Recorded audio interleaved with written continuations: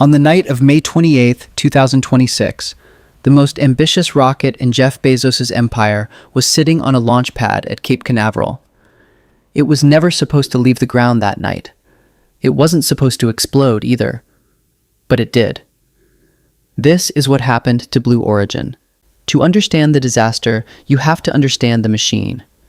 New Glenn is Blue Origin's flagship rocket, 320 feet tall, reusable, and built to compete head-to-head with SpaceX's Falcon 9.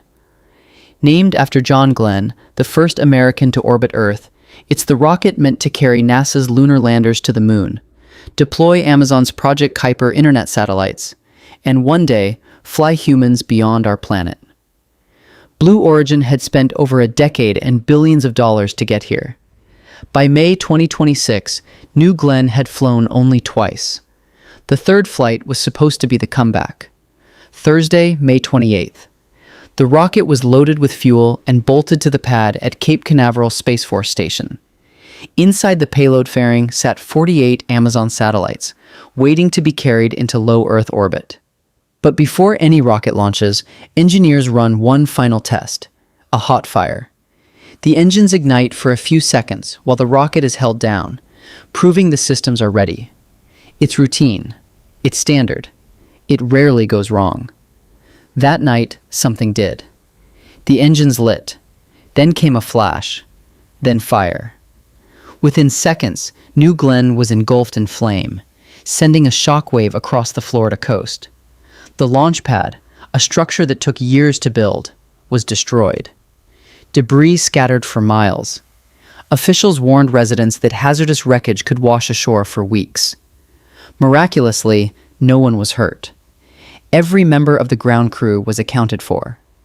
But Blue Origin's most important rocket was gone. This wasn't just a bad night.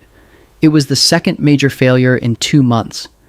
In April 2026, an earlier New Glenn mission had ended in embarrassment when an engine failure left a customer's satellite stranded in the wrong orbit. The rocket was grounded. Engineers scrambled. Confidence wavered. The May hot fire was supposed to prove New Glenn was back. Instead, it confirmed the opposite. For Blue Origin, the stakes couldn't be higher. NASA is counting on New Glenn to deliver components of the Artemis moon program. Amazon is counting on it to launch thousands of Kuiper satellites, a constellation meant to rival Starlink. And Bezos is counting on it to prove that Blue Origin, after 25 years, can finally compete with SpaceX, which now launches rockets almost every week. Every day New Glenn sits grounded, SpaceX pulls further ahead.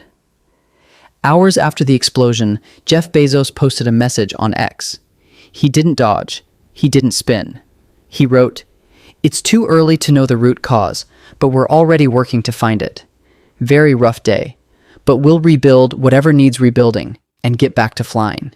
It's worth it." It was vintage Bezos. Calm, defiant, long-term. But behind the message lies a hard reality. Rebuilding the launch pad alone could take a year. Investigating the failure, redesigning whatever broke, and regaining FAA clearance could take longer.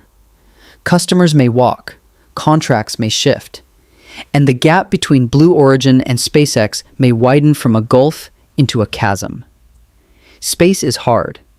Every rocket company in history has learned that the same way, through fire, failure, and rebuilding.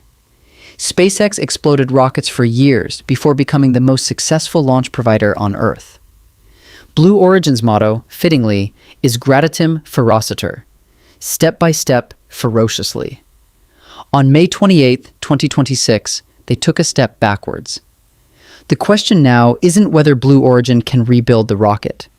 It's whether they can rebuild fast enough to stay in the race.